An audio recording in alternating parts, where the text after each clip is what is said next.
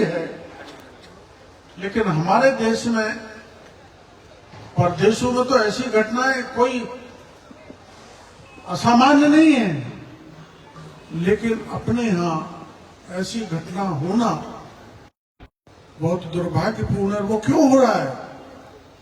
वो इसलिए हो रहा है कि संत की वाणी, भक्ति, भजन और धर्म के प्रति हमारा लगाव किसी कारण से कम होता जा रहा है। और अगर प्रभाव भी है तो जिन बच्चों को माता पिता, जो प्रथम गुरु होता है, जो संस्कार बच्चों में डालता था, वो संस्कार डालने की बेजा कमी आ गई है, जिसके कारण ये अनैतिक आचरण हो रहे हैं और परिवार टूट रहे हैं। मैं इस मौके पर ज्यादा इसलिए नहीं बोलना चाहूंगा कि दो बड़े संत हैं अपने बीच में। मैं तो राजनीति करने वाला व्यक्ति हूं, हम तो राजनीतिक भाषण देना जानते हैं और कुछ थोड़ी बहुत वोट बटोरने की कला सीख लेते हैं, जिससे वोट मिल जाते हैं।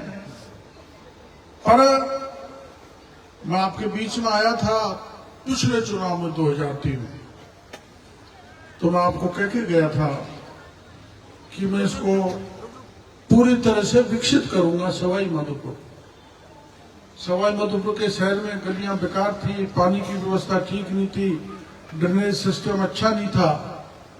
काम हुआ, अब कुछ काम रह गया, उसको मैं आप पूरे सवाई माधोपुर के भाइयों को, शहर वालों को, गांव वालों को भरोसा देना चाहता हूं कि आपको किसी प्रकार की दिक्कत नहीं आएगी। इस ढंग से सवाई माधोपुर को विकसित करके आपके सामने जाए। मैं गडकरी जी से मिला था और मैंने उनको निवेदन किया था कि हमारा जो पुस्तला के पास दिल्ली मुंबई एक्सप्रेस हाईवे जा रहा है, इसको केवल त्रिनेत्र गणेश जी तक नहीं, आने वाले समय में जो बांध बनने वाला है, जिसका कुछ भाई गलत फहमी में है, कुछ भाई गलत फहमी में विरोध कर रहे हैं, वहां तक 1000 करोड़ में एक सड़क बनेगी, जिस पर ट्रैक होगा घूमने का, जिस पर सौंदर्यीकरण होगा, जिस पर लाइट की व्यवस्था होगी, जिस पर एलिवेटेड रोड भी बनेगी। और वो जो बड़े शहरों में होती है, जहाँ चंडीगढ़ वगैरह बड़े शहरों में, दिल्ली में होती है, वैसी सड़क बना के देने का मेरा इरादा है। उन्होंने प्रस्ताव बना लिया है, प्रधानमंत्री जी से मिलना बाकी है। मेरे को भरोसा है त्रिनेत्र गणेश हमको आशीर्वाद देंगे तो इतनी बड़ी सड़क मिल जाएगी, तो हमारे सवाई माधोपुर का चहुमुखी विकास होगा। सवाई माधोपुर एक ऐसे महत्वपूर्ण स्थान पर आ गया जिसको बताने की आवश्यकता नहीं है। पहले से Delhi Mumbai express highway, Delhi Mumbai broad gauge line पर है, अब दिल्ली मुंबई एक्सप्रेस हाईवे बन गया। अब इसमें टूरिस्ट तो खूब आता है, बेशुमार, लेकिन टूरिस्ट को हम अनुकूल वातावरण नहीं दे पा रहे। और हमारा शहर भी जो हो, जहां से टूरिस्ट गुजरता है, वो भी ठीक नहीं है। चौड़ी सड़कें नहीं है, लाइट की व्यवस्था नहीं है और कुछ सौंदर्यकरण नहीं है। तो उस सौंदर्यकरण को करेंगे। जैसा मेरे को तो पूरे आंकड़े ध्यान नहीं है, मेरे राजेश जी बता रहे थे कि अभी 107 करोड़ रुपए के काम अपने शहर में चालू होने वाले हैं। और मैं आपदा प्रबंधन विभाग का मंत्री हूं, और अब की बार जो आपदा आई उसका कारण था हमारा लठिया नाले में जो कचरा भर गया है वर्षों से। उस कचरे को साफ करने के लिए ठेठ गांव से लेकर अंतिम छोर तक 150 करोड़ रुपए लगेंगे, जिनको मैं मेले विभाग से सैंक्शन करके लठिया नाले को बहुत अच्छा बनाया जाएगा कि आगे उसमें किसी प्रकार का पानी नहीं रुके। और पानी रुकने के कारण शहर में पानी भर आया था, उसके कारण आप लोगों को बहुत तकलीफ हुई। 10-10, 8-8 फुट पानी मकानों में पहली बार घुसा है, उसको मैं मेरी गलती स्वीकार करता हूं। वैसे तो उसमें जो एक रोड बनाने जा रहे हैं एलिवेटेड, उसकी कोई ज्यादा आवश्यकता नहीं थी, लेकिन उसके कारण कचरा भर गया तो उसको सबको निकलवाएंगे, उसको लठिया नाले को बहुत अच्छा बनाएंगे। और ग्रामीण क्षेत्र में मेरे विभाग की तरफ से मैं 150 करोड़ रुपए और दूंगा, जिससे सड़कें चुस्त दुरुस्त हो जाएंगी। और करीबन 10 करोड़ रुपए सिंचाई विभाग को देंगे, जिससे छोटी मोटी नहरें और वो पानी है वो सही हो जाए। ये तो विकास तो चलते रहते हैं, चलते रहेंगे, लेकिन विकास विनाश में नहीं बदल जाए, इसकी दृष्टि से हम दिग्भ्रमित नहीं हो जाए, हम गलत दिशा में नहीं चले जाए। हमारे जो बच्चे हैं वो सही दिशा में चले, उनका नैतिक आचरण ऊंचा हो, उच्च सिद्धांत वाले हों, उच्च विचार वाले हों, माँ बाप और बुजुर्ग का सम्मान करने वाले हों, अच्छा वातावरण अपना शहर का बने। उस दृष्टि से हमारे यहाँ दरअसल में मेरा 3 नवंबर को ऐसा कहा जाता है कि जन्म हुआ है, वो सच नहीं है, क्योंकि गांव में हम पढ़ते हैं जिसे उसमें आए, उस समय कोई ना तो पंडित जी मिलते थे, ना कोई पंचांग मिलते थे, ना समय मिलता था। ठीक है, पैदा हो गए जिन विषम परिस्थितियों में, तो कोई तारीख भी नहीं लिखता। इसलिए मैंने तय किया, और तय क्या, हम जब पढ़ने गए स्कूल में, आज मैं बधाई देता हूँ, तो मेरे पिताजी मेरे बड़े भाई और छोटे भाई मेरे को लेके भर्ती कराने गए, तो मास्टर जी ने पूछा जन्मदिन बताओ। तो मेरे पिताजी ने मास्टर जी से कहा, देखो जन्मदिन का भाई मेरे को तो पता नहीं, मास्टर जी आप ही लिख लो, और इतना लिख दो जो 10वीं पास करते हैं इनकी नौकरी लग जाए, मास्टर बन जाए। और मास्टर जी भी ऐसे थे, अब हम कैसे कहां से कैसे पढ़ के आए।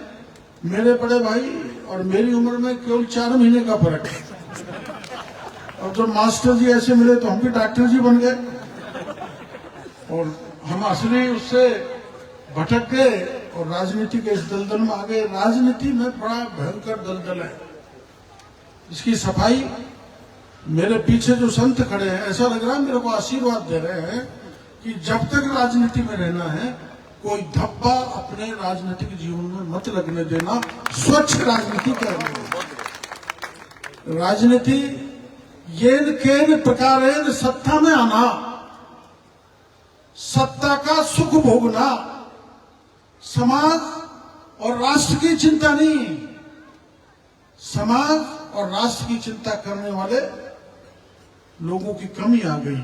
मैंने अभी सरदार वल्लभ भाई पटेल के जो भी 150वीं अपने मनाई थी, तब मैंने लोगों को कहा था, हमने उनको याद किया था, अगर सरदार वल्लभ भाई पटेल जैसा लौह पुरुष, दृढ़ इच्छा शक्ति वाला हमारे देश में उस समय पैदा नहीं हुआ होता, तो कई पाकिस्तान हमारे देश में बन जाते, और क्या हालात होती आप जानते हो। और अगर देश के प्रधानमंत्री उस समय पंडित नेहरू के जगह अगर सरदार वल्लभ भाई पटेल होते, तो पाक ऑक्युपाइड कश्मीर, बलूचिस्तान, अफगानिस्तान, पूरा अखंड भारत हमको आज मिलता है, जिस पीओके के लिए हमको लड़ना पड़ रहा है। रोज रोज आतंकी घुस के आ जाते थे, अब तो मोदी जी के कारण किसी की हिम्मत नहीं पड़ती, जबरदस्त शैतानी करने वो बात अलग है। तो नेता कैसे, अभी मेरे कार्यकर्ता नारे लगाते हैं, मैं उनको बार बार टोकता हूं कि राजस्थान का एक ही लाल किरोड़ी लाल नाम है, ये व्यक्ति पूजा आदमी को खा जाती है, कार्यकर्ता को कमजोर कर देती है, संगठन का विचार भटक जाता है। राजस्थान का लाल से काम नहीं चलता, हमको तो लाल कैसा चाहिए, लाल बहादुर शास्त्री। जिस लाल बहादुर शास्त्री ने जय जवान जय किसान का नारा देश को दिया, और विषम परिस्थितियों में 18 महीने में वो काम करके दिखा दिया जो 18 साल में पंडित नेहरू भी नहीं कर दिखा पाए। और क्या चरित्र था उतना, जब घर में खाना बनता था तो उनका आटा अलग से लगता था कि कहीं बेईमानी का आटा मेरे खाने में नहीं लग जाए, अलग से रोटी बनती थी खुद के पैसे से। और जब गुजरे जब उनकी जेब टटोली गई तो 220 रुपए देश की प्रधानमंत्री की जेब में निकले। आज तो नेता नोटों की गद्दी पर सोते हैं, आपने कई बार पढ़ा होगा, बहुत बार पढ़ा होगा। और उन्होंने प्रधानमंत्री रहते हुए एक एम्बेसडर कार बैंक से लोन पे ली थी, गुजर गए, तब लोन बकाया था, लोन नहीं चुका सके, तो उनकी मां ने उस एम्बेसडर का लोन चुकाया। आप अंदाज लगा सकते हो कैसे व्यक्तित्व के धनी इस देश के प्रधानमंत्री रहे लाल बहादुर शास्त्री।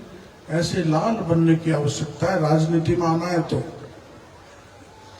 और अगर आपको देश को और भी मजबूत करना है टेक्निक की दृष्टि से, तो जो अब्दुल एपीजे कलाम इमली के बीज बीन के बेचता था और देश के राष्ट्रपति बने और सबसे बड़े मिसाइल मैन बने अब एपीजे कलाम।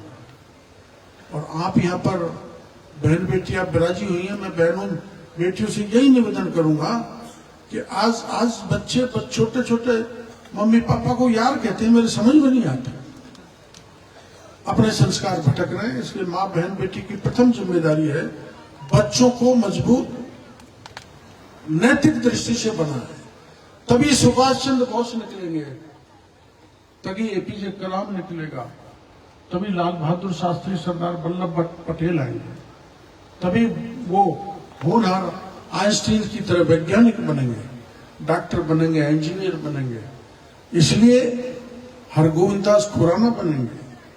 इसलिए मैं मां बहन बेटियों से यही प्रथम प्रार्थना प्रभु श्याम के दरबार में है। देखो भाई, ऐसी घटनाएं हो जाती हैं, हमारे हिंदू विरोधी व्यक्ति यहां से हमारी बहन बेटी को जबरन उठा ले गया जब मैं यहां नहीं था, जबरन दिन दहाड़े खोपड़ी का रिवॉल्वर लगाकर। और आपको पता है मैं यहां पर बैठ गया था थाने पर आकर, और मैंने सारी ट्रेन प्रशासन ने रोक दी थी, कैसे न कैसे बच्ची बरामद होनी चाहिए वरना हाहाकार मच जाएगा। आपकी जागृति का परिणाम था, आपकी ताकत का परिणाम था। हिंदू जागा तो जागने का परिणाम था कि बच्ची को लाकर देना पड़ा। अगर हम इतने मजबूत नहीं होंगे तो अपन घर में भी सुरक्षित नहीं है। इसलिए धर्म के प्रति जबरदस्त निष्ठा, श्रद्धा का भाव। और ये श्याम दरबार हमारे यहाँ ज्यादा मांग होती है, श्याम जी का मंदिर बने, तो मैंने तो सने सने दे रहा हूं, पर ये राजेश पता नहीं पैसों को कहाँ गायब करता जा रहा है, हमें पता ही नहीं लग रहा। यहाँ का पैसा वहां लगाया, वहां का यहाँ लगाया। मैंने मेरी 71 साल की उम्र में 71 साल जब हुई थी, जब मैंने 71 लाख की घोषणा की थी। अभी चालू नहीं कर रहे सवाई माधोपुर वाले मंदिर का निर्माण का काम। आप चालू नहीं करोगे तो मैं फिर उनको काट लूंगा। देखो, ध्यान रखो भाई, उसका निर्माण करो जल्दी से जल्दी। क्यों यहाँ मेरे को ऐसा लगता है कि यहाँ चारों तरफ टोंक, सवाई माधोपुर, गंगापुर, हमारे पूरे जिले में जबरदस्त श्रद्धा भाव खाटू श्याम जी के प्रति है।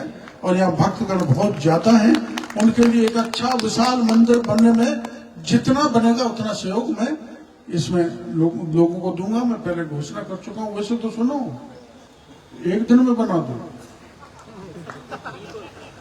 ऐसे व्यापारी महाराज, एक 40,000 करोड़ के व्यापारी को पकड़ लिया मैंने, जिसका टर्नओवर 40,000 करोड़ का। वो पैर पकड़े, हाथ जोड़े, कहीं लगा तो साहब महंगी आ रही है। बेईमानी का पैसा अपने लगाने की हिम्मत नहीं पड़ती। पर देखो, ऐसा है, हम भी ज्यादा ईमानदारी से नहीं चलते। देखो, हमारे यहाँ वो चेयरमैन हुए थे ना अपने देवनारायण जी साइकिल से घूमते थे, और जब अडवाणी जी यहाँ पर आए थे तो साइकिल से घुमाया था। अरे वाह। और मैं लग्जरी गाड़ी से घूमता हूँ, तो फर्क है ना।